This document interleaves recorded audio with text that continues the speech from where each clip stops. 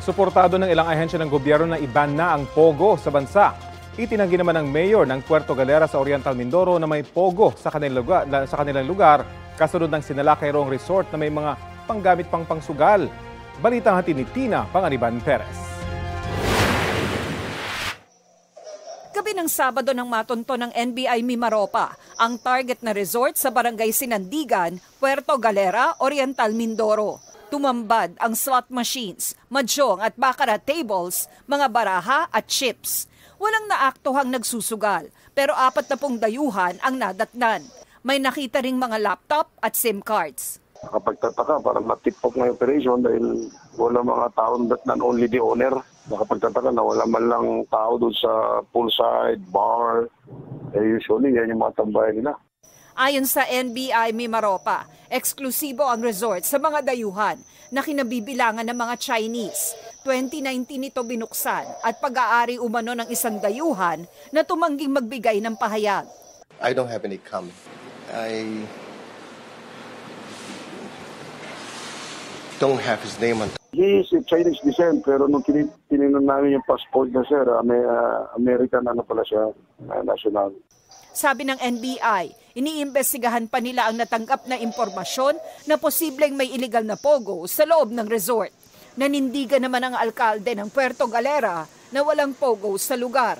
May business at mayor's permit din daw ang mismong resort. Pero ang umano'y gambling materials, walang kaukulang papeles. We don't allow that kind of ng mga illegal na mga activity. And then sabi ko, anong mga nahuli? Mga mahjong table daw. Sabi ko, alam niyo, ang mga resort talagang meron niyang ping-pong, table tennis, mahjong, as a part ng recreation ng mga guests. Cannot deny or ascertain yung din ni Mayor kasi nga as of now, hindi pa natin napatunayan niya na pogo nga talaga yung mga nandun.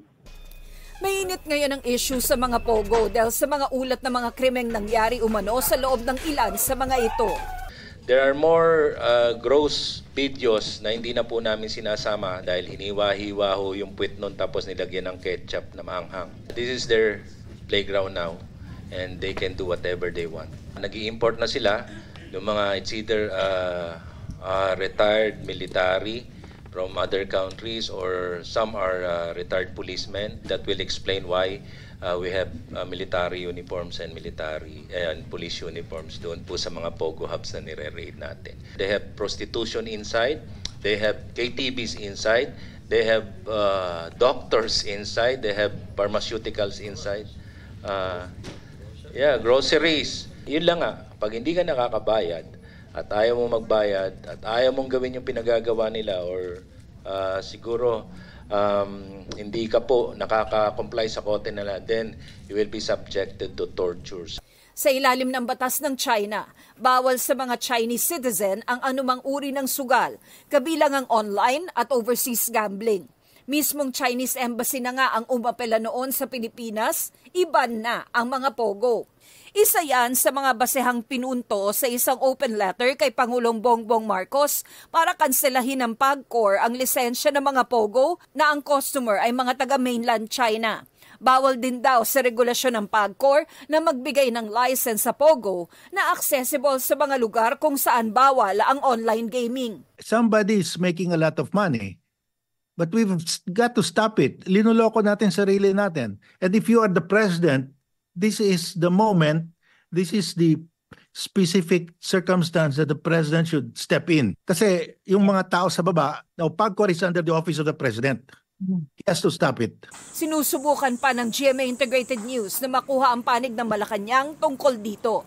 Sa pagdinig ng Senate Committee on Ways and Means, naghayag ng suporta ang mga ahensya ng gobyerno sa panukalang iba ng mga pogo na itinuturing na very serious national concern ng National Security Council. Ayon sa Department of Finance, mahigit 180 billion pesos ang nawawala sa bansa sa isang taon dahil sa negatibong imahe ng mga pogo. Mas malaki kaysa benepisyo nitong aabot lang sa halos 167 billion pesos. We have, for instance, yung foregone investment due to crime. We also have foregone revenues from tourism because basically because of that that negative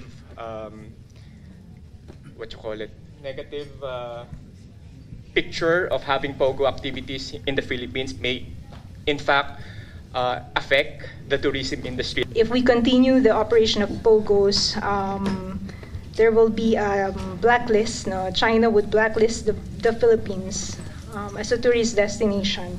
And so we estimate that we could lose around 144 billion from this, or 0.8% of GDP in real terms. Ang PAGCOR naman, pabor na i-regulate ang online gambling. Pero hindi nila suportado ang panukalang online gambling ban. If this law that is being proposed will be passed. And in these difficult times that everyone is facing today, I believe 40 billion pesos is a big amount if we will forgo of that set amount. Tina Panganiban Perez, nagbabalita para sa GMA Integrated News. Kapuso, alamin ang maiinit na balita. Bisitahin at mag-subscribe sa GMA Integrated News sa YouTube.